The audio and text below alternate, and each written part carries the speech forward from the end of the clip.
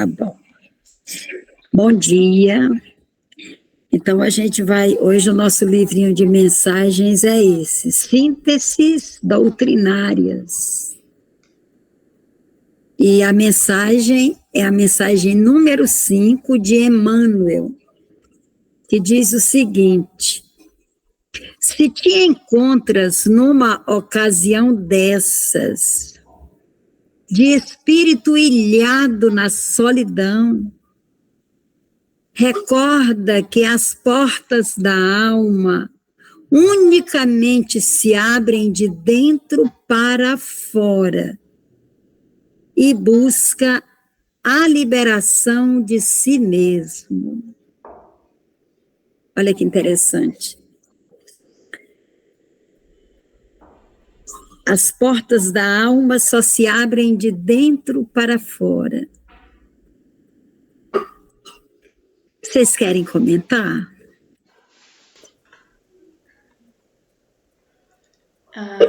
Que interessante, né? Esse exercício de abrir as portas da alma de dentro para fora, numa tentativa, muitas vezes, de sair da ilha, como diz Saramago. E para sair da ilha, o que se faz? É isso, é de dentro para fora, não existe outra forma. E são exercícios, pode ser escrita, né? Como muitas vezes a gente estava discutindo aqui, esse exercício de sair da solidão, abrindo as portas da alma, abrindo, registrando a sua existência, registrando as potências da sua personalidade, para compartilhar com o outro. É uma forma de sair da solidão, de dentro para fora, né? Do que você sente, para transformar em algo que possa ser partilhado. A arte faz isso com a gente, e a possibilidade de conversar faz isso com a gente, a possibilidade de dialogar faz isso com a gente, mas é de dentro para fora. E é um exercício intransferível. Não tem como outra pessoa abrir a porta para que a gente saia da solidão. É muito pessoal, muito, muito, muito pessoal. É aquela história, eu preciso aceitar ajuda, eu preciso ajudar a mim mesma e aceitar ajuda. Porque, assim, a gente passa por fases na vida que a gente se tranca e à nossa volta tem gente com mãos estendidas para nós, ou nós não percebemos, ou nós percebemos e não aceitamos. E aí o nosso sofrimento se intensifica, né? Eu acredito que a mensagem de hoje vem dizer para a gente assim: se você se encontra numa situação de solidão, de angústia, de sofrimento, você precisa dizer isso. Você precisa escancarar as portas da alma. Ou buscar alguém, um profissional que possa ajudar, né, o psicólogo, o psicanalista, o terapeuta, enfim, um amigo que a gente confie, né? Mas a gente precisa dar sinais que a gente precisa de ajuda. Até porque a gente não vive sozinho, né? A gente nasce no meio de pessoas, cresce entre as pessoas. Então, por que no momento difícil a gente não procura pessoas, né? Eu entendo isso. Quer falar, César?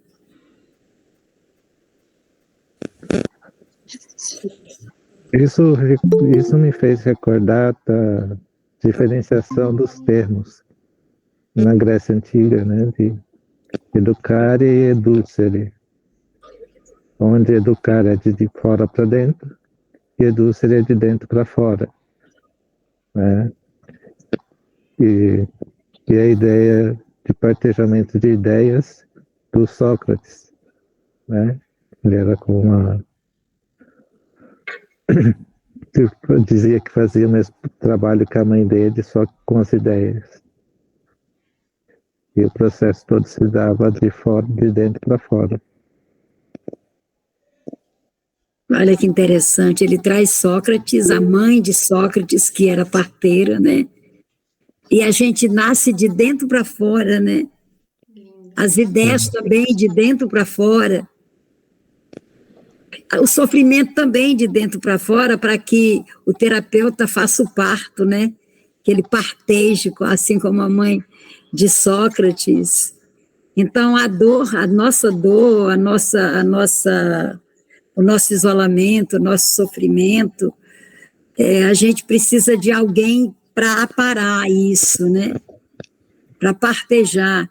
Mas eu preciso me dispor a abrir essa porta para que outras pessoas fiquem sabendo da minha dor e possam fazer esses partos aí, né?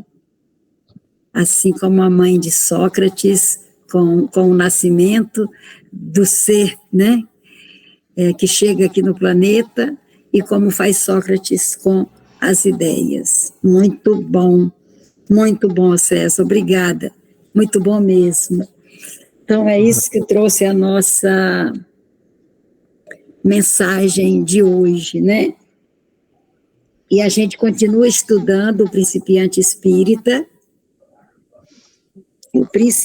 Espírita, resolução de problemas pela doutrina espírita, e o tópico é o homem após a morte, e as questões, né, os itens são 153, 154, 155 e 156. São as questões. Eu vou ler a primeira questão. Diz o seguinte: no mundo dos espíritos, a alma encontra parentes e amigos que a precederam. Bom dia, Regina. Vamos começar por ti, Rê. Seja bem-vinda. Como é que chega para ti essa questão, Regina? Eu vou reler. No mundo dos espíritos, a alma encontra parentes e amigos que a precederam, ou seja, que se foram antes, né? Bom dia. Eu, por enquanto, estou aqui off imagem. Bom, eu acabei de fazer uma reflexão aqui sobre uma postagem que eu vi do Ali Salomão sobre o Bob Marley, né, que ele fez uma música tal, nos anos 70, ele foi no show, conheceu, enfim. E eu sou apaixonada por ele é um mestre para mim. Tá comigo aqui, tem uma foto dele, a hora que acordo, a hora que durmo, e eu acho que ele é meu parente, né? Eu acho que ele tem um parentesco na alma, e eu sempre peço para o universo, para as forças cósmicas, espirituais, enfim, que quando eu tiver que ir para morada, que seja uma morada onde esteja ele, onde esteja essa energia, desse pensamento, o amor é arte, entendeu? Então eu acho que a gente vai para onde a gente tem uma semelhança na alma. Eu acredito nisso, não exatamente todos os parentes, ou enfim. Eu acho que o encontro é um pouco mais... eu acho que esse encontro é espiritual, não é o que eu passou por aqui, na Terra, talvez, tudo. Mas eu acho que esse é o encontro mágico. É o melhor encontro que pode acontecer, é nessa eternidade que a gente vai, né? Então é assim que eu imagino, eu acho que a gente pede aqui, talvez, também. Pede aqui para que a gente esteja bem acompanhado, né? Para sempre. É isso que eu penso. Como é que chega para ti, Sheila?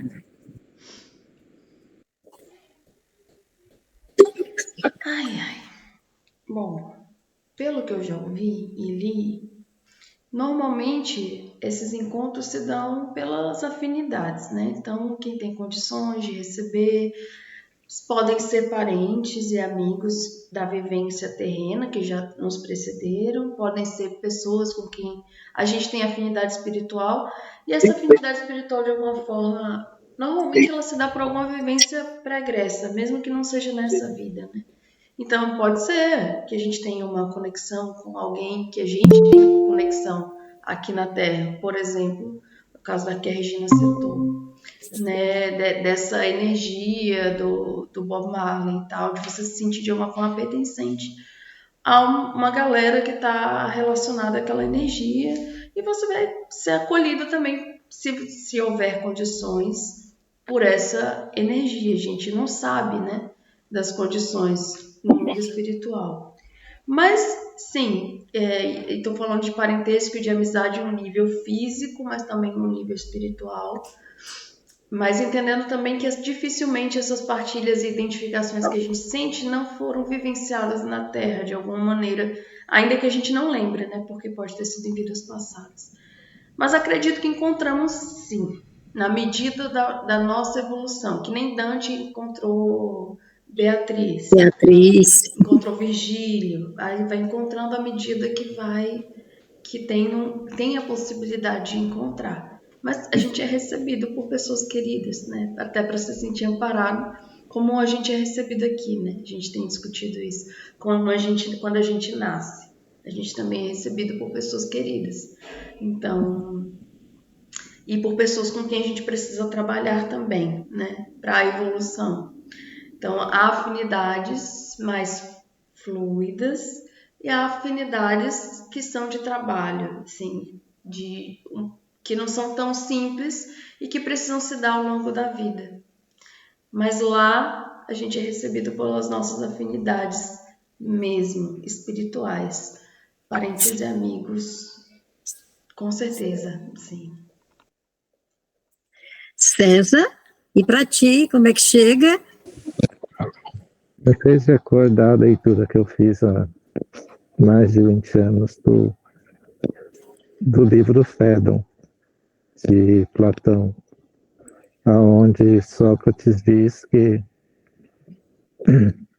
no momento da morte ele vai se reencontrar com os filósofos e amigos. A Aline está acabando de chegar, né, Aline? Aline? É. Bom dia, Aline, seja bem-vinda. Bom dia. Aline, eu vou repetir a questão para você participar. Como é que chega para você isso aqui? No mundo dos espíritos, a alma encontra parentes e amigos que a precederam? Sim, eu acredito que eles estão lá quando a gente partir, para a gente não ir sozinho. Assim como a gente vai receber também outras pessoas. É um ciclo, né? Vamos ver a resposta do nosso livrinho? Não encontra apenas estes, como há muitos outros, conhecidos de existências anteriores. Em geral, aqueles que a amam vêm recebê-la à entrada no mundo espiritual e ajudar o seu desprendimento dos laços terrenos. Contudo, a impossibilidade de ver as almas mais queridas é uma punição para quem tem culpas. Eita, e agora, hein, gente? O que você acha? Ai, quer falar, Regina? Essa veio para mudar alguma coisa, né? Para trazer alguma coisa. Porque ninguém tinha pensado, né? Pelo menos eu. acho que são chances, talvez, né? Momentos de chance de resgatar o que não conseguiu aqui, né? Nesse plano. Então, deve ter nesse plano final aí da nossa viagem, voltando para casa, deve ter como diz, várias dimensões, né? E em cada dimensão, a gente tem como se fosse uma escola. Eu imagino assim. E aí você vai passar por esse momento ali que não é só você encontrar a sua família, os seus amados e resolver, e tá tudo bem. Então, se não, tipo um resgate mesmo, sabe? Vou passar por aqui para resolver uma coisa, uma pendência que não foi resolvida na Terra, né, na matéria. Então, eu imagino isso, que seja uma escola cósmica, né, onde a gente vai encontrar chances de evolução ali, ó. Vamos passar por essa provinha, vamos fazer esse estudinho aqui, ó, tá? O que você não fez lá, o que você não resolveu aqui, então vamos resolver que ainda tem uma chance. E é isso que eu imagino. Interessante é que, assim, haja o que houver, quando nós partimos, nós somos recebidos pelos nossos familiares e amigos, pessoas afins, mas aqueles que carregam culpas, elas não veem, mas os parentes estão ali, os amigos estão ali, ela não vê, porque ela está carregando culpas. Gente, isso é muito sério. A gente precisa se libertar dessas culpas por aqui, porque muitas vezes essas culpas que nós carregamos são ideias fixas nossas, são muitas exigências em relação a nós.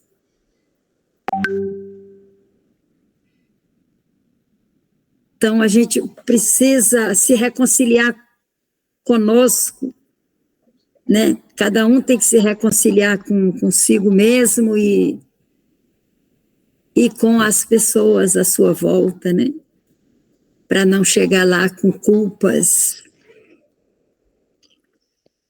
Porque nós somos peritos em carregar culpas, em acusar pessoas de culpa. E até onde isso é bom, né? E por que a gente faz isso com a gente? Alguém gostaria de fazer um comentário sobre essas culpas? Que essas culpas criam uma névoa que não nos permite ver as pessoas querendo nos ajudar, querendo nos amparar, e a gente fica sofrendo assim como uma pessoa que desencarna e continua na casa, falando com todo mundo e ninguém fala com ela, né? Quem gostaria de falar?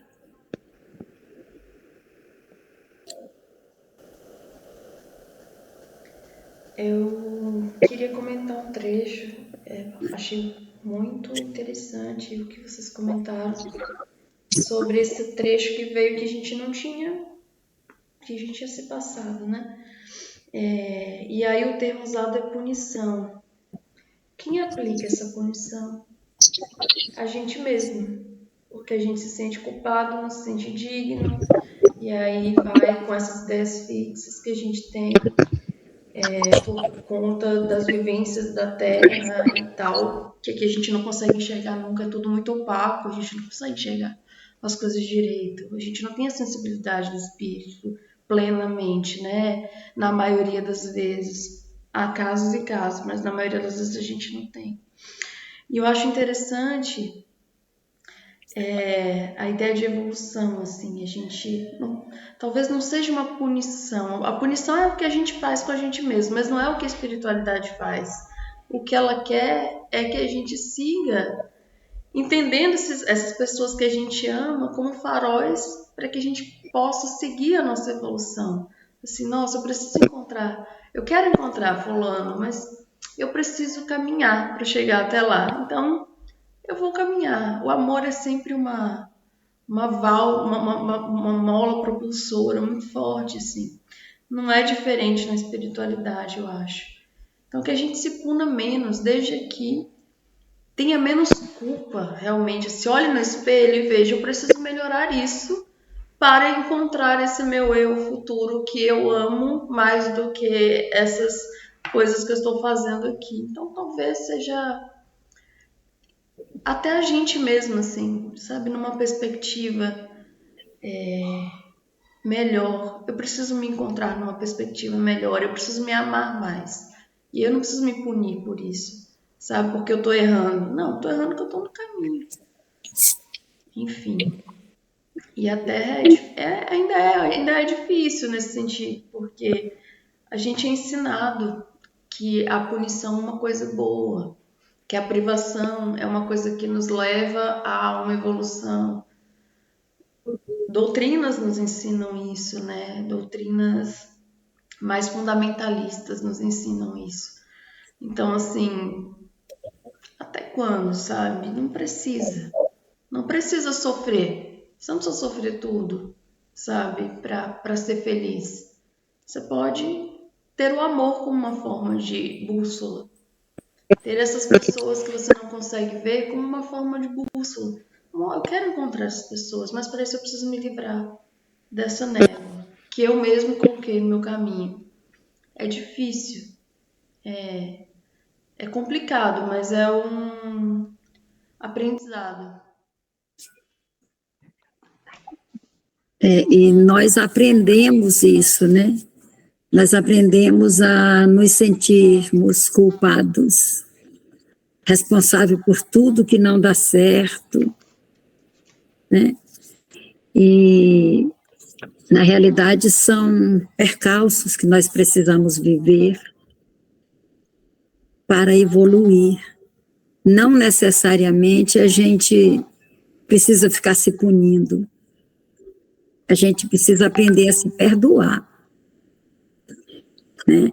Para que a gente consiga o perdão do outro. Porque como é que eu vou conseguir o perdão do César, por exemplo? Fiz alguma coisa com o César e aquilo está remoendo na minha alma e eu não consigo me perdoar. E o César até esqueceu, nem lembra mais. Aí eu vou falar com o César, mas menina, tu sabe de uma coisa? Eu nem lembrava disso. E eu tô lá, né, remoendo, sofrendo, enlouquecendo, né, criando névoas para não ver as coisas boas que estão à minha volta, né? Gente, a questão 154 diz o seguinte: na outra vida, qual é o estado intelectual e moral da criança morta em tenra idade? Suas faculdades permanecem infantis como eram em vida? Olha que pergunta interessante. Como é que é? Morreu uma criança bem jovenzinha. Qual é o estado dela, intelectual e moral?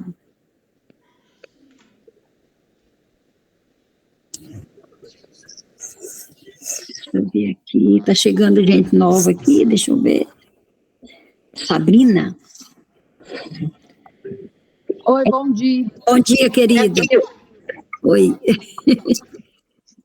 Bom dia, meu anjo. Seja bem-vinda. Obrigada, cheguei um pouco. Eu vou repetir a questão porque ela caiu e voltou. Na outra vida, qual o estado intelectual e moral da criança morta em tenra idade? Suas faculdades permanecem infantis como eram em vida? Como é que chega para ti, Aline?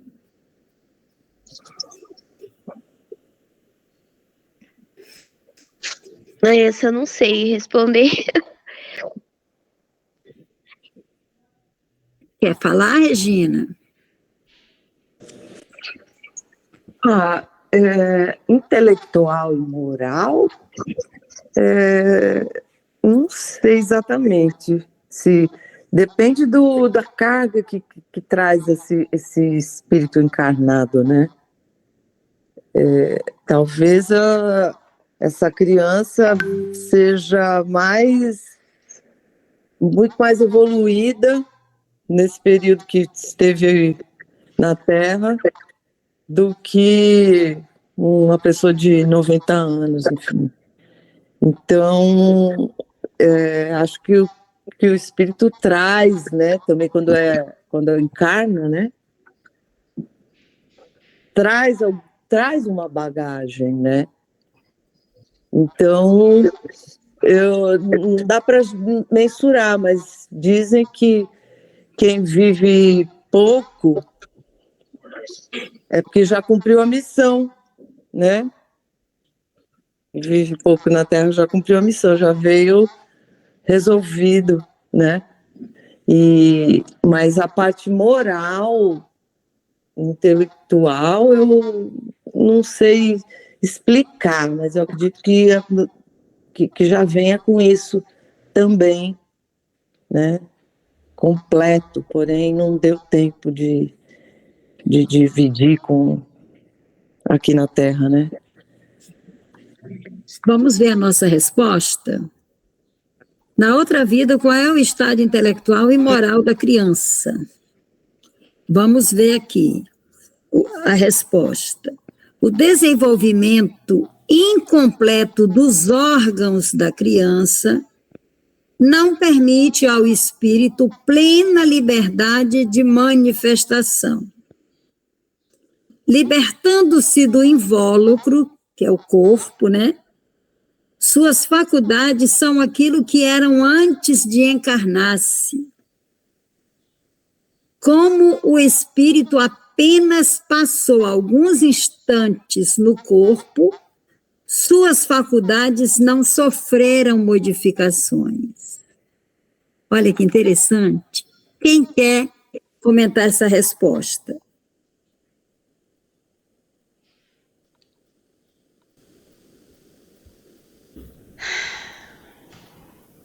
Qual a idade da alma de uma pessoa, não é mesmo? Assim, é o que a gente passa por um processo quando a gente vai encarnar, segundo a teoria espírita, né, da filosofia espírita, que a gente passa por um processo de esquecimento para que a gente possa caber dentro dessa existência, desse corpo que vai se desenvolver ainda biologicamente, vai ser gerado, e aí a gente possa ir se manifestando em nossas faculdades à medida que o corpo se desenvolve. Na minha época de infância, tinha uma coisa que minha avó falava sempre. Quando ela via uma criança muito esperta, seja de qual for a idade, assim, jovenzinha, que era não vai se criar. Havia uma preocupação, se a criança manifestasse muita inteligência, uma sabedoria, uma questão, é como se ela não fosse desse mundo, que ela pertencesse a outro mundo. E aí ela fosse voltar para lá. Então havia muito medo, assim, quando as crianças manifestavam essa sabedoria espiritual delas. Assim, porque a criança, até os 7 anos, ela está muito conectada à vivência espiritual dela, né?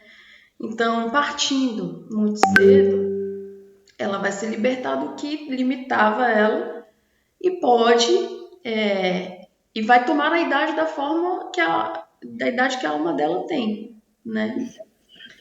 E aí pode tomar a forma que ela entender que é a que o perispírito dela precisa ter naquele momento.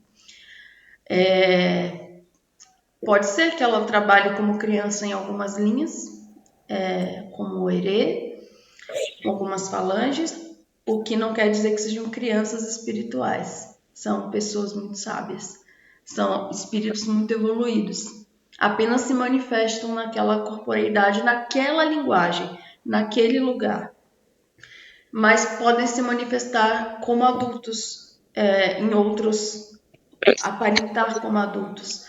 Porque se consegue se apresentar como um pequenino na espiritualidade, é porque se é muito sábio e muito antigo, porque você pode escolher a sua roupagem. Isso não é para qualquer um. A simplicidade da criança no mundo espiritual não é para qualquer um. Então, assim, a criança quando parte vai ter a idade da alma que tem, e aí vai ter que escolher a corporeidade que tem. Normalmente são espíritos muito evoluídos, que não precisaram passar por grandes vivências e sofrimentos aqui na Terra, foram poupados, né? Mas acho que é isso. Assim, a gente não tem como saber a idade da alma de uma pessoa e a idade de uma criança, principalmente no mundo que está passando por uma transição. A gente está recebendo seres muito evoluídos. A criança é o futuro. Então, ela vem trazer esse aprendizado. Se ela precisou ir cedo, é porque ela transmitiu o aprendizado cedo, aprendeu e precisou ir. É muito sofrido, né? Porque é uma coisa que na cabeça da gente é meio antinatural. Uma criança partir cedo. Mas para a espiritualidade ela cumpriu. E ela segue o seu caminho de progresso espiritual com o seu corpo pleno, né? Com o seu corpo pleno, com o seu corpo integral, assim. E podendo transitar entre essas existências. Eu vou ler uma observação sobre essa resposta aqui, que diz o seguinte: o espírito de uma criança, dando uma comunicação espírita, pode falar como de um adulto, porque pode ser um espírito adiantado. Se por vezes emprega uma linguagem infantil, é para não tirar à sua mãe o encanto que está intimamente ligado à afeição de uma criatura frágil, delicada e ornada com as graças da inocência. Então, é tudo que você falou aí, Sheila, a observação resumiu. Aí ele diz aqui mais, olha, a resposta precedente pode ser dada à mesma pergunta, se formulada em relação ao estado da alma dos cretinos, dos idiotas e dos loucos. Como que é a comunicação de uma pessoa doente mental, vamos dizer assim, né? Ela desencarna e ela vem dar uma resposta, vem dar uma comunicação. Então, ela vai dar uma comunicação de acordo com o que ela era nessa existência, para não frustrar as pessoas que a amam. Mas isso não quer dizer que aquela pessoa considerada deficiente mental não se trata de um espírito que tem muita compreensão acerca da vida material e da vida espiritual, né? Muito interessante tudo isso, né? Então, essa resposta aqui, que é como se você perguntasse, que ele diz aqui, quer ver? O desenvolvimento incompleto dos órgãos da criança não permite ao espírito plena liberdade de manifestação. Da mesma forma, a pessoa doente mental, ela não tem, por conta da doença, por conta da limitação dos órgãos, ela não consegue se manifestar. Mas desencarnando, ela consegue. E se ela se manifesta daquela forma que ela tinha aqui no planeta Terra, que ela se manifesta para falar com a mãe ou com o pai, com alguém da família, ela se manifesta do jeitinho que ela era, para não frustrar as pessoas. Mas ali por trás daquela alma que chegou aqui com essas limitações, ou por resgate, por provação, ou por missão, né? Porque muitas vezes o espírito escolhe essas limitações, nem é por ele, é por quem vai cuidar dele. É um instrumento para a paciência do outro. É um instrumento de resgate do outro. Por isso que a gente não pode julgar, né? Jesus fala, não julgueis para não ser julgados. A gente não sabe. A gente é muito pequenininho e a gente está dentro de um corpo que limita a gente ainda mais. Então, a gente não consegue avaliar, né? Alguém mais gostaria de fazer uma observação?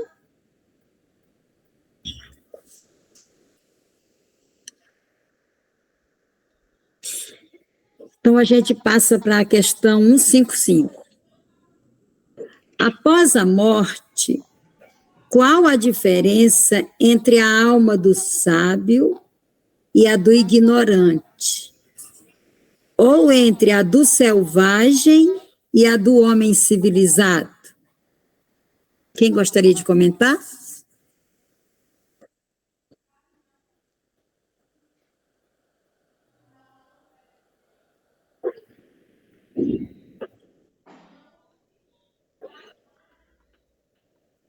A senhora pode repetir, dona Vilane? Posso. Após a morte, qual a diferença entre a alma do sábio e a do ignorante? Ou entre a do selvagem e a do homem civilizado?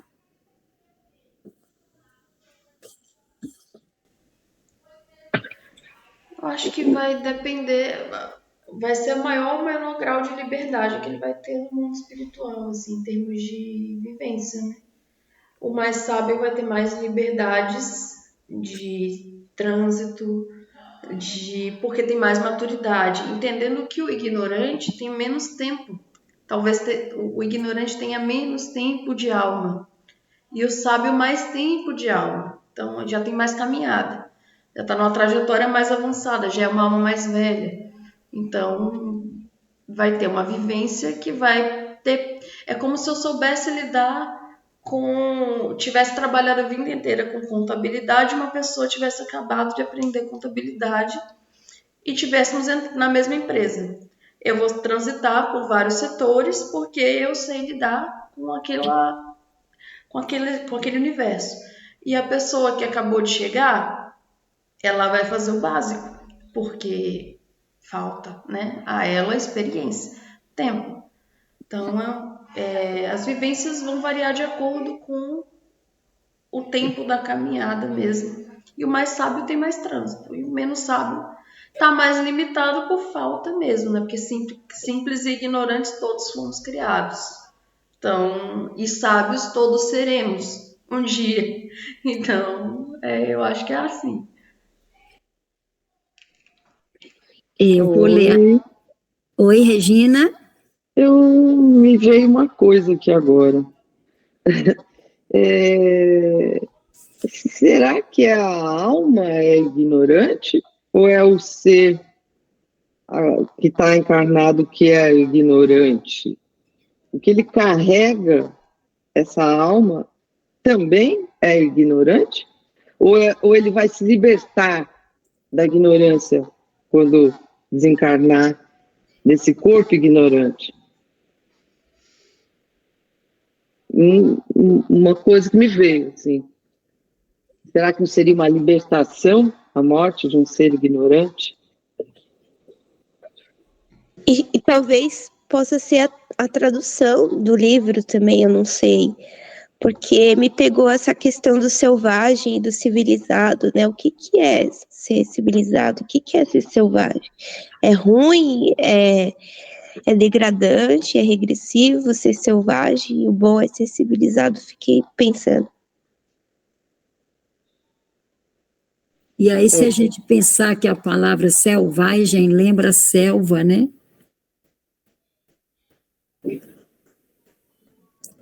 Sim. Muito interessante, né? Deixa eu ler a resposta do livro, aí a gente emenda, tá bom? Vou repetir a pergunta. Após a morte, qual a diferença entre a alma do sábio e a do ignorante? Ou entre a do selvagem e a do civilizado? Resposta: pouco mais ou menos a mesma que entre elas existia durante a vida. A passagem para o mundo espiritual não dará à alma os conhecimentos que não tinha na Terra. E agora, se a gente pensar no que a Regina e a Aline trouxeram, eu entendi a Regina quando ela disse, será que esse ignorante, quando ele passar para o lado de lá, ele deixa de ser ignorante? Não, né? Segundo a resposta, não, ele não deixa de ser, ele leva os conhecimentos que ele tinha na Terra.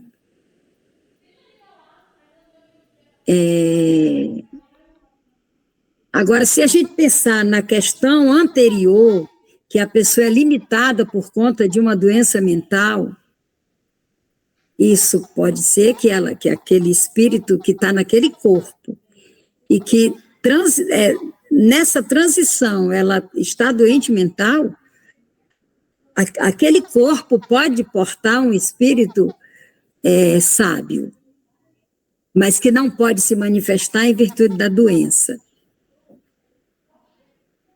E isso chega para mim.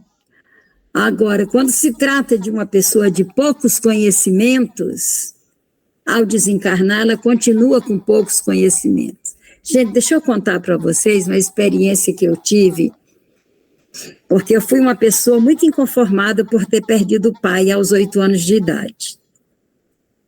Foi muito difícil para mim. E quando eu me tornei mocinha, comecei a trabalhar, comecei a conhecer colegas, visitar a casa de colega visitar a minha, e uma dessas colegas, no fundo da casa dela, tinha uma espécie de tenda, terreiro, eu não sei explicar direito. E tinha uma pessoa lá que dava consultas.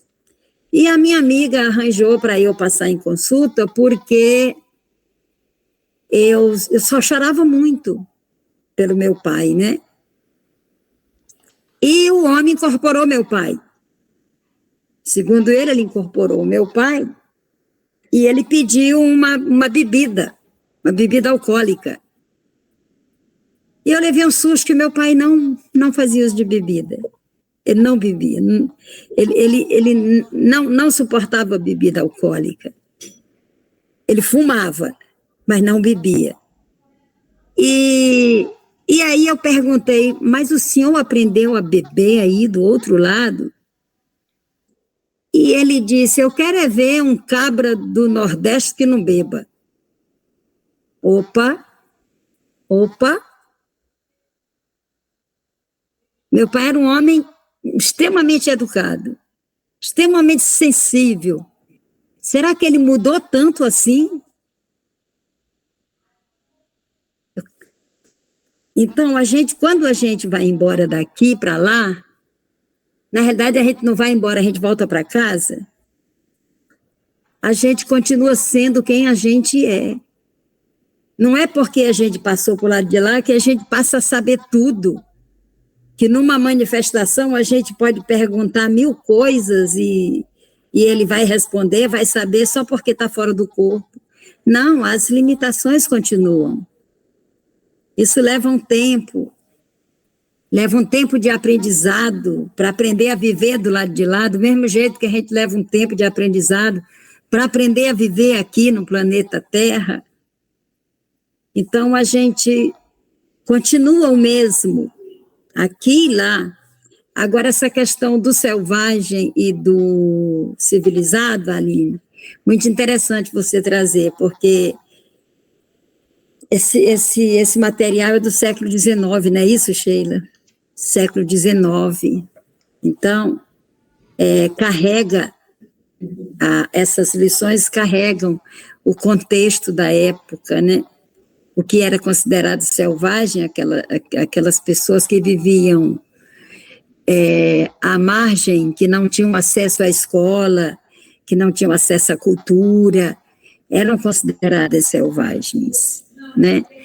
E o civilizado é aquela que vivia na cidade, que tinha acesso à escola, que tinha acesso ao teatro, que tinha acesso ao lazer.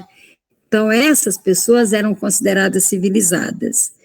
Então, um civilizado e um selvagem partem juntos, chegam na mesma hora no plano espiritual, eles continuam sendo eles mesmos. Né? Agora, quantos que vivem na selva, entre aspas, vamos botar bem entre aspas, por exemplo, eu vivi muito tempo na selva, mesmo morando na cidade, porque eu não tinha acesso à escola, não tinha acesso à cultura da minha região, eu não tinha acesso a nada. Então, eu vivia numa selva. Então, se naquela época eu desencarnasse, eu ia desencarnar simplesinha, daquele jeitinho mesmo, sem conhecer nada. Agora, todos nós temos potencialidades a serem desenvolvidas, serem atualizadas, né? Então, se a gente pegar um selvagem, entre aspas, e trazer para a escola, e trazer para a convivência com a arte, com a cultura, vai se desenvolver. Mas a gente está falando aqui da desencarnação de um selvagem e um civilizado. A gente carrega para o mundo espiritual aquilo que a gente adquiriu aqui, não só nessa existência, mas das outras. E pode acontecer que esse selvagem tenha sido civilizado numa encarnação anterior. Pode. E vice-versa, o civilizado ter sido, porque todos nós precisamos ter muitas experiências, tantas quantas mais forem necessárias, são interessantes para nós. Né?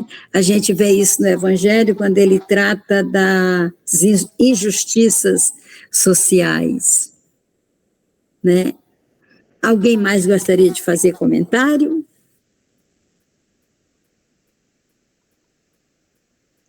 Talvez só um comentário dessa questão da ignorância. A ignorância é diferente da ignorância, a ignorância espiritual, né, que ele está falando aí. A gente é criado simples e ignorante. Então, assim, se a gente não tem essa acumulação de vivência, a gente vai, desencarna, a gente só leva aquilo que a gente tem mesmo, como disse Dona Vilane. A ignorância nesse sentido. Mas há também a ignorância, por exemplo, aqui na Terra a gente ignorava uma série de coisas. Aí o véu é tirado quando a gente passa para o outro lado e a gente tem condições de enxergar. E algumas ignorâncias, algumas coisas que a gente ignorava, elas são retiradas. Mas a nossa ignorância, no sentido de caminho, de sabedoria, de evolução, ela vai ser a mesma. Isso não vai interferir. A gente pode ter consciência de algumas coisas, mas a ignorância segue. E essa coisa do selvagem e do civilizado, ela sempre é exatamente o que a Dona Vilane falou, é o tempo da escrita. E ela carrega mesmo, assim. Se a gente for pegar passagens do Evangelho, a gente precisa refletir muito sobre o que a Aline falou, assim, sobre esse lugar, né? O que é o selvagem? Eu sempre ouvi que São Paulo era uma selva de pedra. Eu sempre ouvi esse termo, que as grandes cidades são selvas de pedra. Porque... E aí eu ficava me perguntando por quê, assim, quando eu era criança. Eu imaginava como uma selva de pedra. É porque são mecanismos que muitas vezes levam a gente a tomar ações que são difíceis, que não são as melhores, que não são... Enfim, e aí eu não estou falando de classe social, estou falando de que as pessoas são engolidas pelo capitalismo, por todo um estilo de vida que muitas vezes é selvagem. O capitalismo é selvagem, e ela é mais selvagem ainda nas cidades grandes, porque ela vai acabar com formas de vida, ela vai destruir, e aí a gente vê uma coisa que a gente não vê numa floresta. Porque numa floresta a gente tem um equilíbrio do ecossistema, de uma cadeia normal de alimentar. A gente não vê destruição por destruição, a gente não vê esse tipo de prática. As aldeias indígenas são responsáveis pela preservação do nosso planeta, né? Então, quem é o selvagem? Quem está lá destruindo tudo sem nenhuma noção de consumo, por exemplo. Eu não reutilizo, eu não reuso, eu compro roupas... Porque roupa é uma das coisas que mais consome água, mais acaba com o planeta. Eu compro roupa e assim... eu sou consumista ao extremo, e porque eu posso. Isso é selvagem.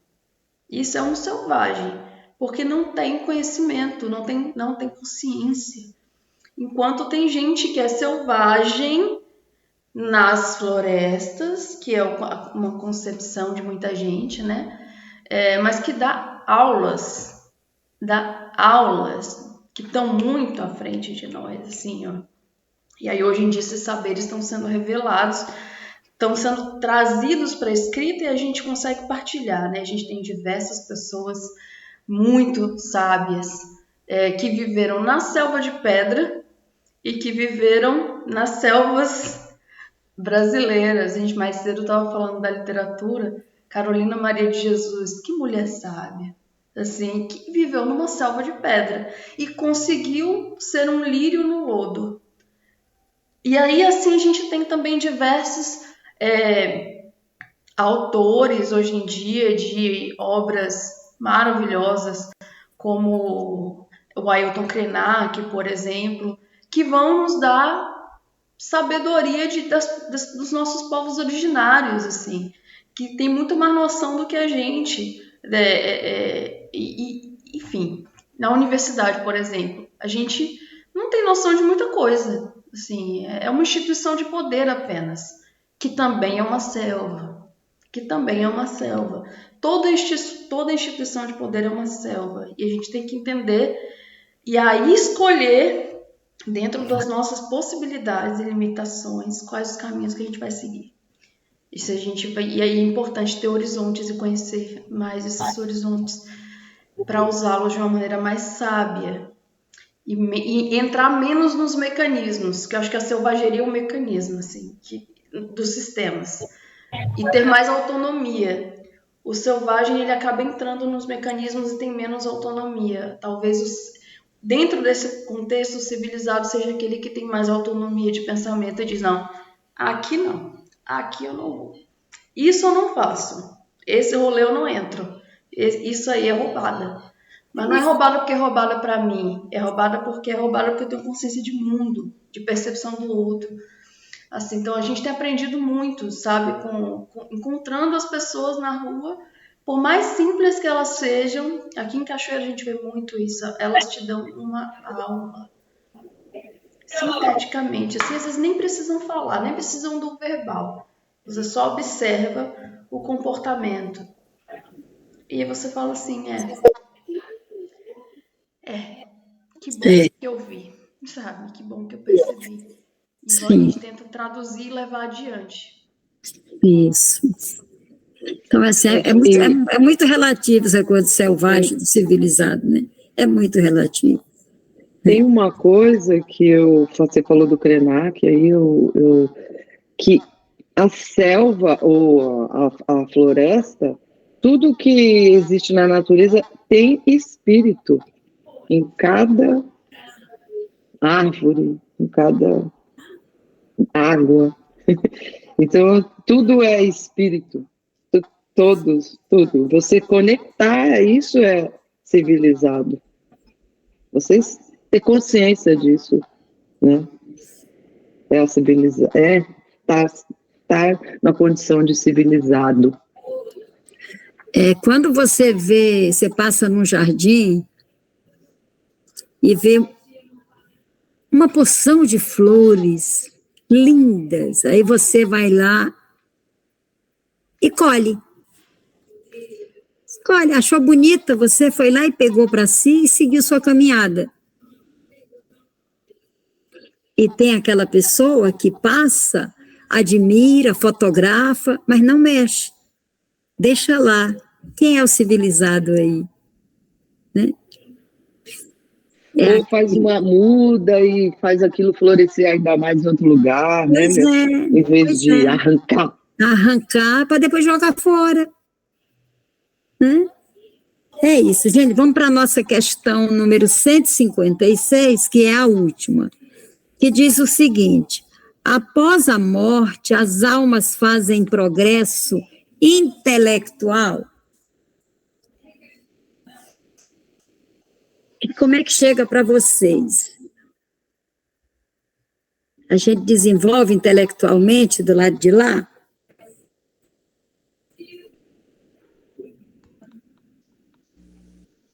Se Acredito que tudo é caminhada, eu acho que sim. Mais alguém quer falar? Evolução, acho que é infinita, né? Acho que é infinito a evolução.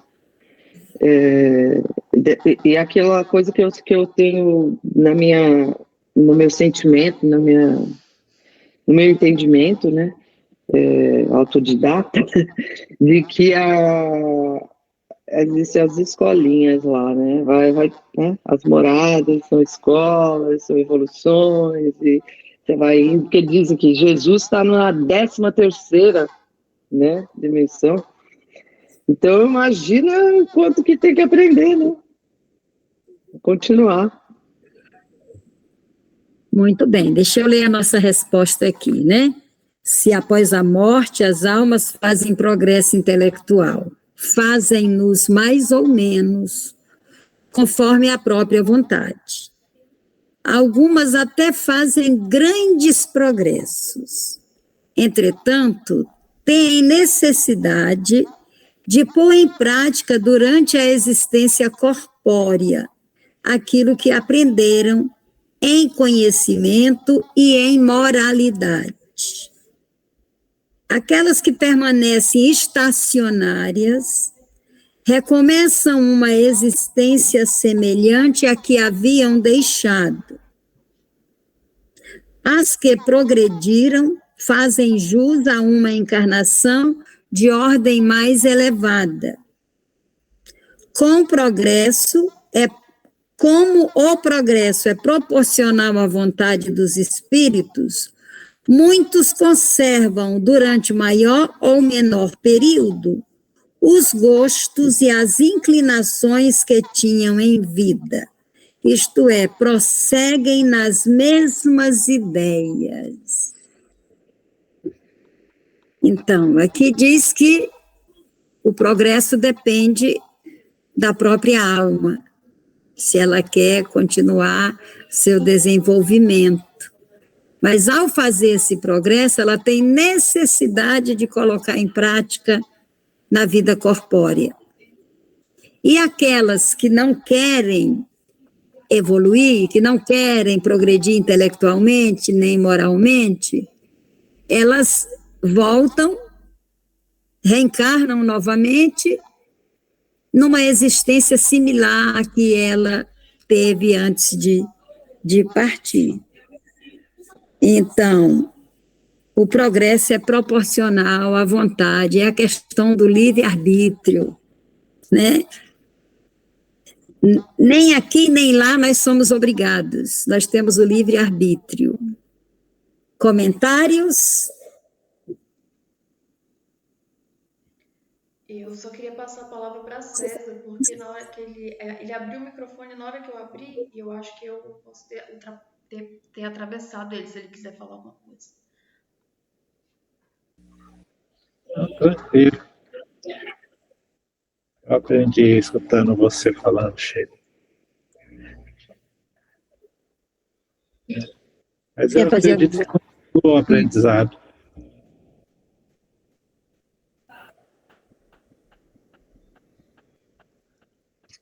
Só isso.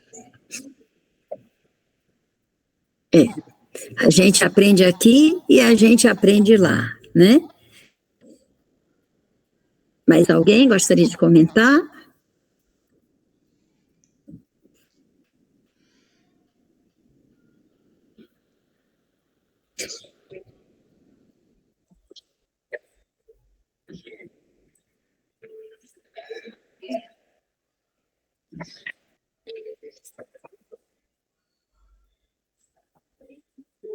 Não? Mas ninguém quer falar? Então, a gente pode fazer a nossa prece para a leitura do Evangelho? Alguém gostaria de fazer essa prece pequenininha?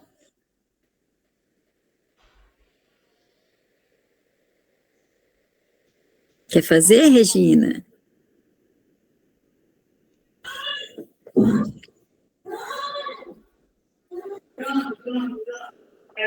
Oi? Quer fazer a prece para a leitura do Evangelho? Pode ser. Tá bom. Vamos lá.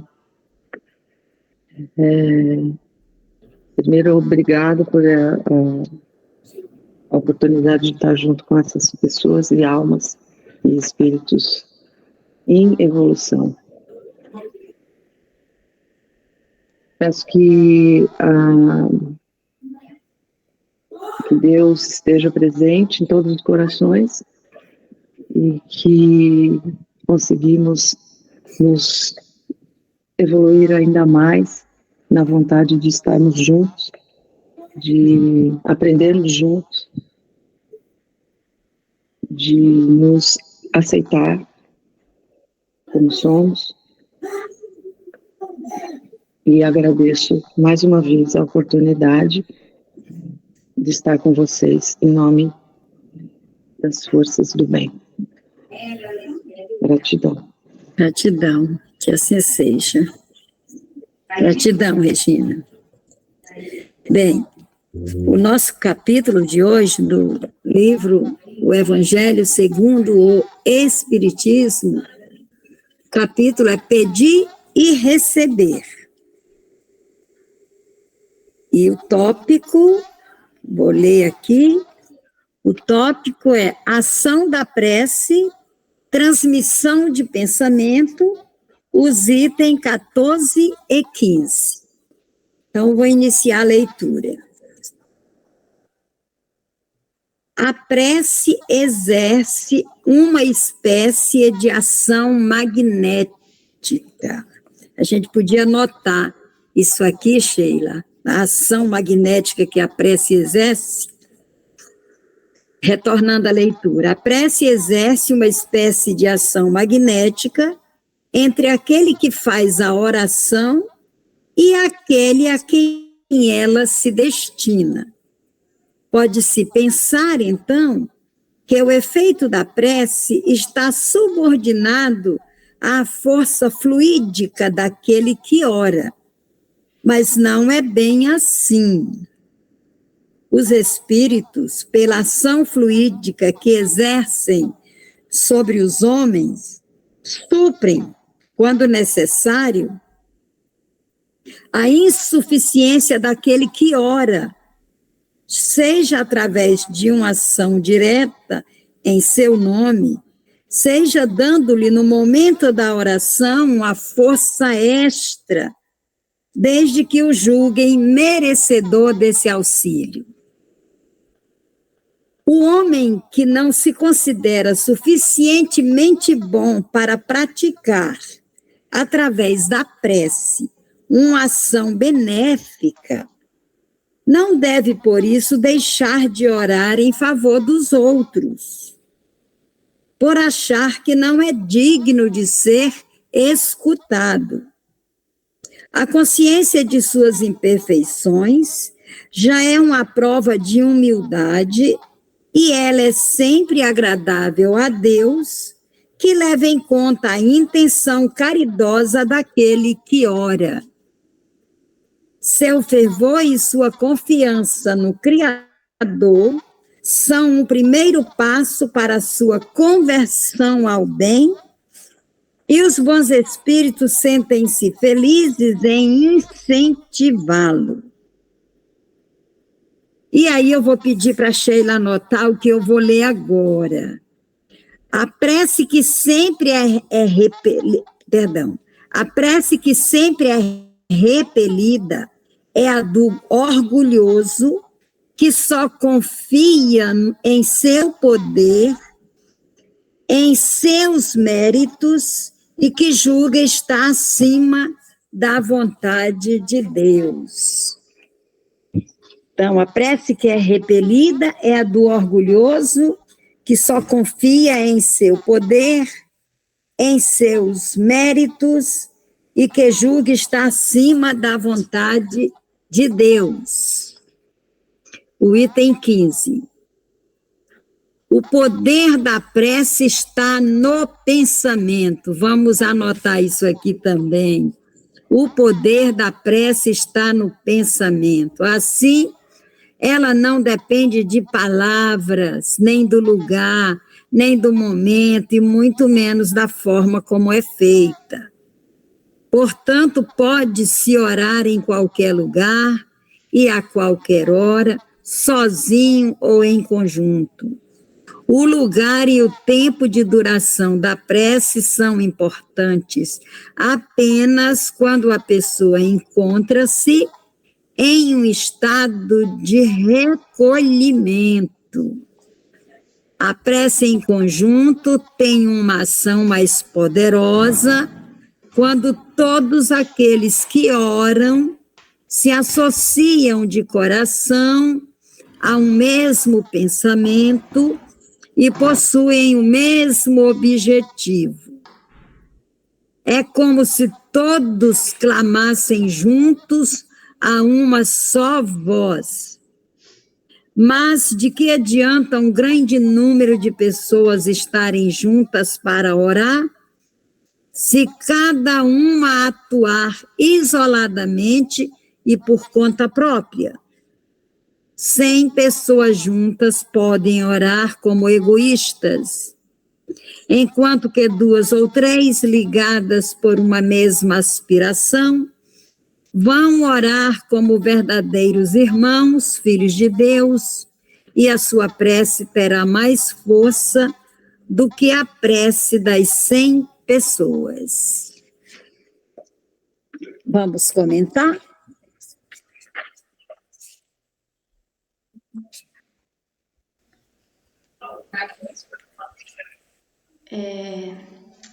Engraçado, né? Que me lembrou uma passagem, porque eu frequento a igreja católica também. De vez em quando eu vou na missa.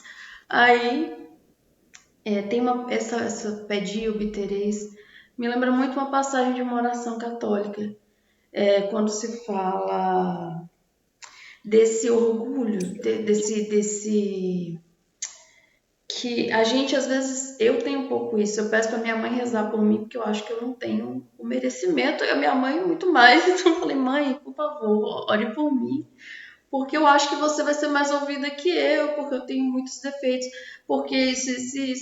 E ela sempre fala, não tem nada disso, você pode rezar, você tem a sua proteção, você é merecedora também, assim, não existe isso. E aí me lembra essa parte, e aí é aquilo da autopunição da gente, né? A gente já está criando névoa para não ver a proteção que a gente tem e nem o merecimento que a gente tem. Por quê? Porque a gente está num corpo em que a gente tem consciência de que a gente é. Mas até essa consciência é agradável a Deus, como ele diz, né?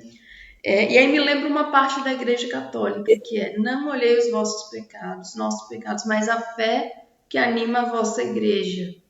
E aí pensando pecado como todas essas fragilidades da matéria, e a Igreja como a espiritualidade, a fé que anima a espiritualidade, a fé que faz eu ter essa força magnética na minha prece e movimentar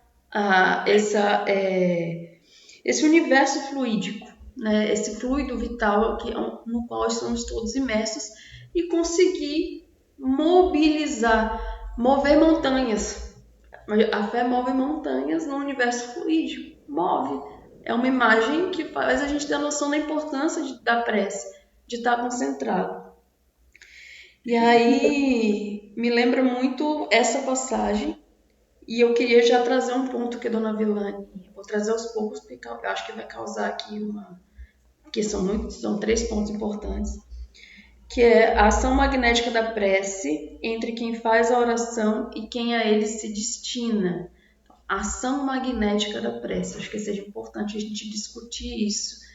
ela interfere no fluido vital, na medida em que eu emano um pensamento, entendendo prece como muitas formas, não apenas a prece que é tradicional, mas o pensamento que a gente emite em direção à espiritualidade, por alguém, por nós mesmos.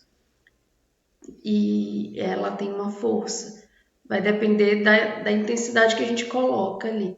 E o que eu achei muito interessante, que eu não sabia, era que os espíritos suprem essa falta de força para interferir no fluido magnético quando a gente está fragilizado. Porque eu sempre penso assim, eu estou me sentindo fraca, eu não vou conseguir fazer uma prece que seja eficaz, então eu vou ligar para minha mãe. Vou ligar para alguém que eu confio, que eu sei que quer meu bem, para dizer, faça uma oração por mim, porque eu estou me sentindo frágil. Mas olha só, a espiritualidade é tão presente que ela vai suprir essa falta. Que coisa bonita. Assim, eu nunca tinha visto, acho que eu nunca tinha lido essa passagem, ou pelo menos esse item, porque eu não me lembro de ter visto isso. E isso para mim era sempre uma questão. Eu falei, eu não tenho condição de rezar, gente. Eu tô no turbilhão aqui. Então, assim, olha que bom que eu tenho condição. Isso é muito interessante, porque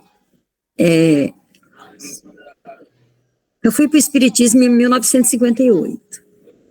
Espiritismo elitista, como ainda hoje mas tem algumas casas que primam por isso mesmo, né?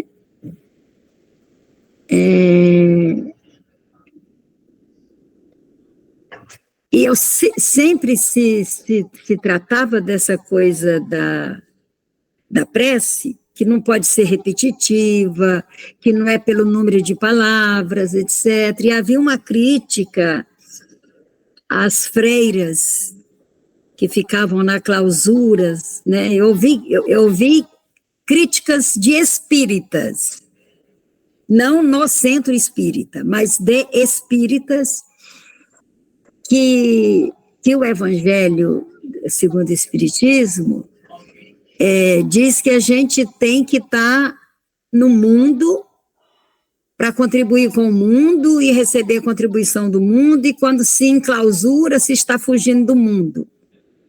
Então, ela fica lá só rezando, ela não tem experiências no corpo a corpo, no mano a mano com as pessoas, né? E um belo dia, o mentor espiritual do nosso grupo se comunicou e falou. Isso eu não vi em livro nenhum, foi um espírito que falou para mim. Que na espiritualidade, a gente tem um banco de fluidos, do mesmo jeito que a gente tem um banco de sangue aqui. Então, todas as preces que não são endereçadas, que são aquelas que você tira um terço, um rosário, etc., essas preces vão para o banco de fluidos. E o espírito que desencarnar estiver precisando, e se não tiver ninguém na Terra orando por ele, os espíritos vão fazer uso desse banco de fluidos. E que ele era muito grato às freiras que ficavam na clausura só rezando. Então, a gente é muito pequenininho, a gente não sabe, assim, muita coisa, né? A gente não pode julgar, né? Cada crença tem o seu valor, cada casa é uma morada do Pai, né? Então, eu fiquei impressionada quando eu me desdobrei e fui para esse lugar, que eu vi muita coisa, muitos alimentos, mas como aqui? Mas tudo fluídico. E aí me falaram do banco de fluidos. E eu fiquei assim, encantada com isso. Então, todas as preces são necessárias. Todas. Você chegar e fizer uma Ave Maria sem pensar em ninguém, só em Nossa Senhora. ela acolhe essa oração e ela aplica em quem estiver precisando, né? Quem mais gostaria de comentar? Oi. Oi. Eu adoro esses assuntos. O mundo nasceu entre uma, né, explosão de prótons e elétrons e átomos, né? E acho que esse fluido é isso também, né? É isso. E a meditação, quando eu vejo na meditação que também é prece, né? E também é uma clausura, né? Um momento de clausura. Que a gente sente no corpo, assim, eu sinto, dependendo da profundidade que você chega, né, que você se dedica a meditar e interiorizar e a fundo, você sente uma eletricidade, né, no corpo, essa energia, né, que a gente às vezes esquece que tem aqui na Terra, né? E a gente esquece, porque a gente tem muito do espírito na Terra. Muito. Só que parece que está lá, né? Só está lá quando você vai morrer que você vai chegar lá. Não é também, né? Por isso que a gente vai ser reflexo do que viveu aqui, eu acredito.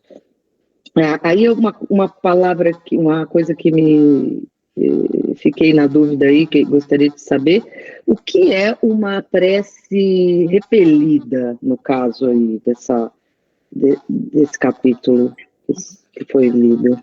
Por quê? Como que é? Como que se deu? Como que se dá uma prece repelida? Eu vou reler aqui.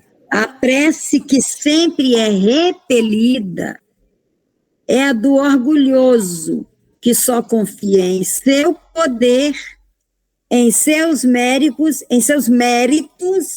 e que julga estar acima da vontade de Deus. Essa prece é repelida, ou seja, ela não é aceita. Ela não é aceita porque ela não é baseada na fé. A pessoa que acredita que ela... Agora é interessante estar no Evangelho, porque quem acredita que é o dono do mundo não faz prece, né?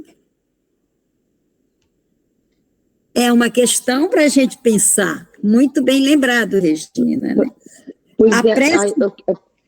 pode ser também que a pessoa não queira fazer a prece porque é tão orgulhoso que não aceita fazer uma prece, por exemplo, sei lá, ou que não acredita na prece dele mesmo. Mas aqui ele fala a prece que é repelida, então foi feita a prece e foi repelida. É a prece do orgulhoso, que só confia em seu poder. Uma vez eu estava conversando com um rapaz, ele falou, olha, tal dia vai acontecer isso. Eu falei, se Deus quiser, ele, não, vai acontecer mesmo, está tudo certo, está tudo anotado. Né? E eu percebi que a pessoa falou, e é uma pessoa de muita fé, mas eu percebi que falou isso porque estava naquele afã, naquela coisa, assim, que não há nenhuma condição que possa modificar isso, né? E uma pessoa que demonstra fé fala dessa forma, e as pessoas orgulhosas, que não acreditam em Deus. Como é que é isso? Como é que está no Evangelho, gente? A prece do orgulhoso, ela é repelida. O orgulhoso faz a prece, talvez faça nos momentos de desespero. Eu fico pensando, quando eu penso nessa prece do orgulhoso que se vê acima de Deus, em algumas práticas religiosas, isso pode se dar em qualquer lugar, né? Mas ela se dá muito comumente em práticas neopentecostais, por exemplo, em que eu vou lá, eu tenho um dia que é o dia da, sei lá, fogueira santa, e aí naquele dia eu dou tal quantia, e aquela quantia, a pessoa faz a prece, e aquela quantia vai garantir que eu terei o meu pedido atendido, e aquela pessoa que se coloca acima de Deus, né? Porque ela tem a certeza de que por aquele ritual ela vai garantir que eu terei um carro. Aí tem a teologia da prosperidade, né? Que eu terei um carro, que eu terei isso, que a minha vida vai mudar. São as promessas que esses líderes religiosos, sobretudo, e aí o orgulho e a liderança, né? A liderança é uma grande prova, a liderança espiritual, porque ela te coloca num lugar de conexão e de lidar com as multidões e as expectativas das pessoas, e isso pode gerar um orgulho que pode fazer com que sua prece seja repelida, por exemplo. Ou como a senhora disse certa vez, traga a pessoa amada em 3 dias. Sim, a pessoa quer. Assim, e Deus quer que a pessoa volte. Vocês têm alguma coisa para viver ainda? Assim, tem que ver isso aí, assim. Não sei se a pessoa pode garantir isso. Assim, talvez seja um orgulho. E aí eu estou falando aqui de 2 polos, né? Tanto nas matrizes africanas, quanto no neopentecostal, quanto isso pode acontecer no meio espírita também. A gente vê muitos crentes se perderem por orgulho. Então, você acaba se conectando com outras entidades que não as seus guias espirituais. E aí a prece não acontece. E aí, falando do meio espírita, a mesma coisa pode acontecer com padres, com católicos. Ninguém está livre. Desde a medida que você é ser humano, que você pode ser orgulhoso, como a senhora ouviu do espírita, né? Vai acontecer. Então, assim, claro, estava no afã, entendeu? A gente entende, mas tá tudo nas mãos de Deus, né? Então, Tudo na mão de Deus. É isso. Eu acho que sim. Nesses casos, ela pode ser repelida, sim, porque não se estabelece uma conexão. Né? Uma conexão. Não é que Deus repele a oração, é que não há a conexão. Né? Eu acho que é isso. Né? Agora, você falou do padre aí, eu lembrei nós tivemos aqui na Avenida Paulista, eu não me lembro a data, tivemos a Marcha para Exu. Não sei se vocês ficaram sabendo. Tivemos na Avenida Paulista a Marcha para Exu. Eu lembro. Você lembra, Regina? Nossa, foi muito comentário, muita controvérsia. E aí, eu vi uma pessoa fez uma pergunta ao padre. Padre, o que o senhor achou da Marcha para Exu? Aí o padre respondeu, mas o que eu tenho que achar? Não tenho que achar nada. Eu sou católico, eu faço procissão a Maria.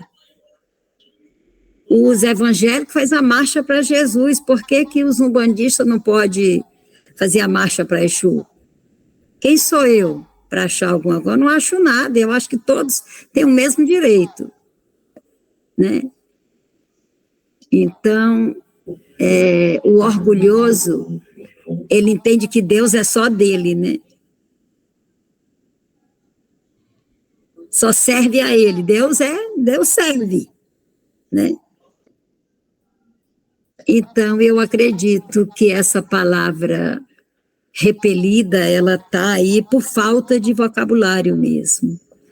Né? Eu acredito nisso que a Sheila falou, não há uma conexão.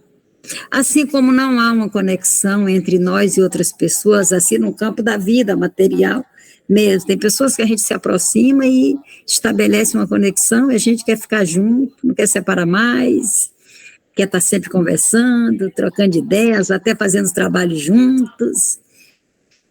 E tem pessoas que a gente encontra e não há conexão.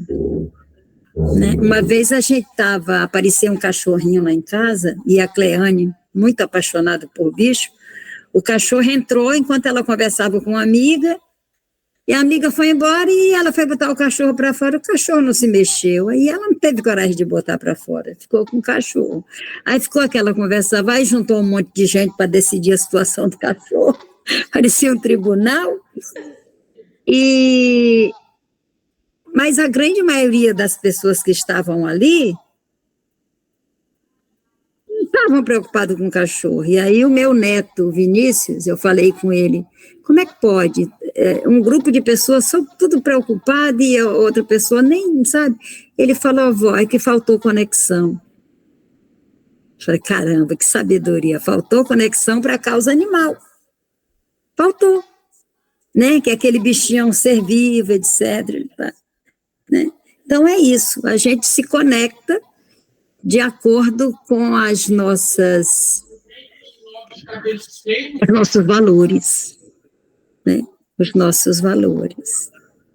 Então é isso. Vamos recapitular? Dona Nosso livrinho. A senhora falou outro ponto, só para a gente não perder. O poder da prece está no pensamento. Então, não adianta Sim. 100 pessoas reunidas, se elas estiverem rezando de maneira egoísta, não vai adiantar. Sim. Ao passo que poucas pessoas unidas, se elas tiverem uma pessoa sozinha, minha mãe cansa de fazer evangelho espiritualmente, fisicamente sozinha, e ela cansa de dizer que ela se sente espiritualmente com um grupo. E aí eu queria só trazer esse ponto para geral comentar, porque a senhora demarcou. Sim. Então, assim, Jesus falou, onde houver 2 ou mais pessoas reunidas em meu nome, eu estarei no meio delas. Mas esse reunido em nome de Jesus tem que haver uma consonância entre as pessoas, os mesmos objetivos, né? O mesmo desejo de servir. Então, essa oração, ela abre as portas do céu. E 100 pessoas, cada uma puxando a brasa para a sua sardinha, essa prece não é repelida, ela não há conexão. Não faz conexão com a espiritualidade, né? Mais alguma coisa?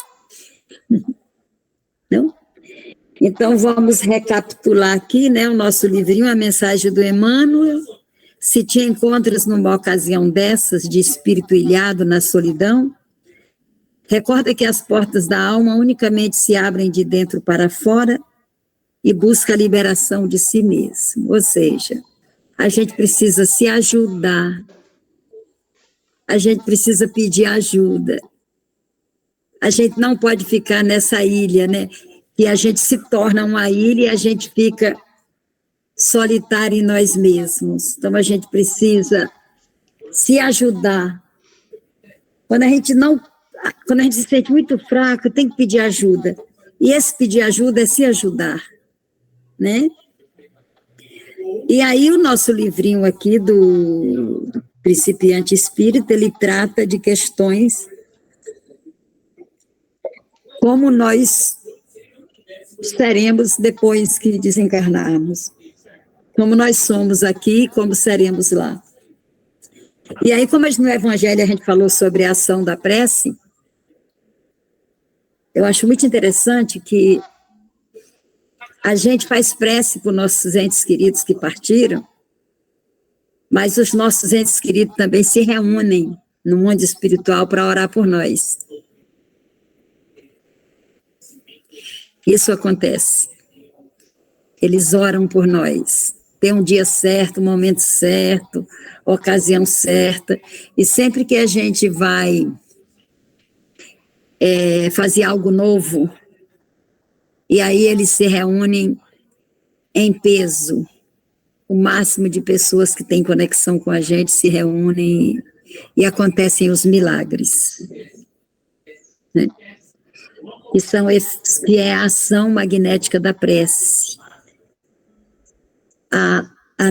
O nosso magnetismo é quando a gente está estudando mediunidade, a gente aprende isso, que os espíritos usam do nosso fluido vital, né?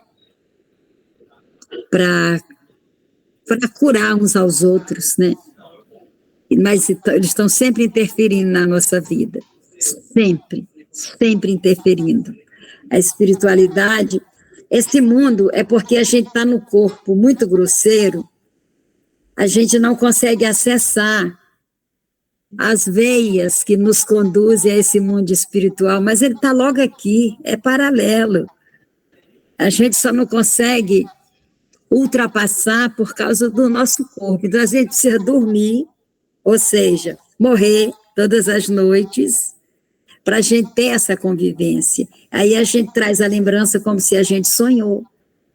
Na realidade, esse sonho foram encontros. Alguma coisa a gente lembra, outras coisas não. Por isso é importante sempre na hora de dormir fazer uma prece e evitar... do jeito que a gente evita comer uma feijoada para ir dormir, para dar indigestão, a gente tem que evitar assuntos pesados antes de dormir, fazer leituras duras, né? Assistir filmes de terror, noticiário de violência, para que a gente possa dormir serena, né? E tudo isso dá essa possibilidade de viver, porque a gente vive lá e cá. Para isso a gente dorme. A gente dorme para descansar o corpo e para refrigerar a alma.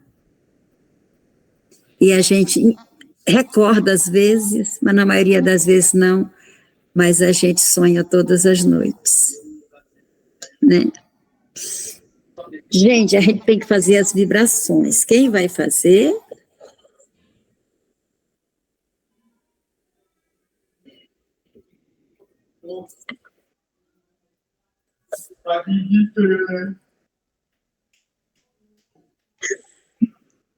A senhora pode fazer, dona Vilane?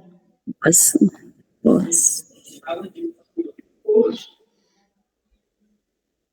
Senhor Jesus, o Senhor nos ensinou que onde houvessem 2 ou mais pessoas reunidas em teu nome, tu estaria no meio delas. Então, é na tua presença que nós elevamos o nosso pensamento ao alto e agradecemos por mais um dia de vida, agradecemos pelo aprendizado, agradecemos pela paz em nossos corações, agradecemos pelo teto, pelos familiares, pelos amigos, pelos sonhos, pelo trabalho, pelos projetos. Muito obrigada, Senhor. E agora, nós te pedimos por toda a humanidade sofredora.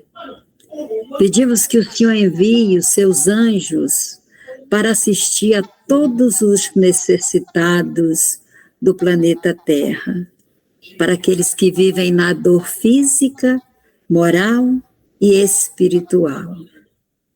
Te pedimos, Pai, por todos os lares, por todas as famílias terrenas. Pedimos a tua bênção, o teu amor.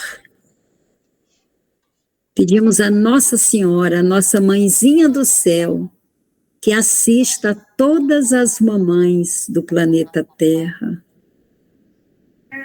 Pedimos aos espíritos encarregados de auxiliar na reencarnação de seres, que eles possam estar com esses espíritos antes do reencarne, durante a preparação, na sua chegada aqui na Terra, para que esses seres cheguem aqui amparados pelo imenso amor de nosso Senhor Jesus Cristo, e que possamos trocar conhecimentos, que possamos construir conhecimentos, nós que estamos aqui, aqueles que estão chegando ao mundo material e aqueles que estão chegando aqui no mundo material em espíritos para nos ajudar, para nos fazer compreender a nossa caminhada. Pai de infinita misericórdia, movimenta as falanges médicas do mundo maior, para assistir os nossos hospitais aqui na Terra, para assistir a todos os doentes do corpo e da alma, nos hospitais, nas residências, nas ruas, onde quer que se encontre um enfermo, que os vossos bons espíritos das falanges médicas possam auxiliá-los, ampará-los, protegê-los. Abençoa esse grupo, Senhor Jesus, no Monte Tabor. Abençoa todos que fazem parte desse grupo. Ilumina todos nós. Nos ajuda a compreender o mandato que nos é confiado por Ti. Abençoa nossos familiares, consanguíneos e espirituais, encarnados e desencarnados, onde quer que se encontrem. Permita que recebam os eflúvios das nossas orações. Abençoa a nossa vida, Senhor. Abençoa-nos aqui e na nossa partida. Pai nosso que estais nos céus, santificado seja o vosso nome. Venha a nós o vosso reino, seja feita a vossa vontade, assim na terra como nos céus. O pão nosso de cada dia dai-nos hoje. Perdoai as nossas ofensas, assim como nós perdoamos a quem nos tem ofendido. E não nos deixeis cair em tentação, mas livrai-nos, Senhor, de todos os males. Que assim seja, graças a Deus.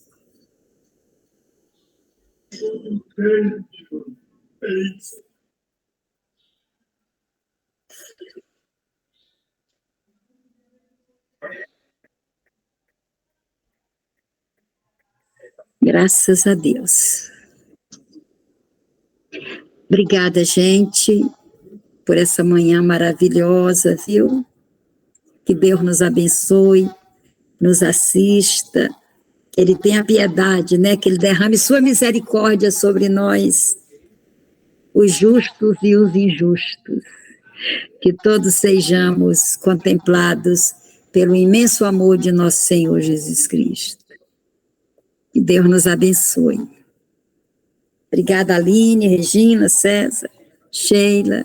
Obrigada. Obrigada, gente. Até semana que vem. Um beijo e uma semana linda.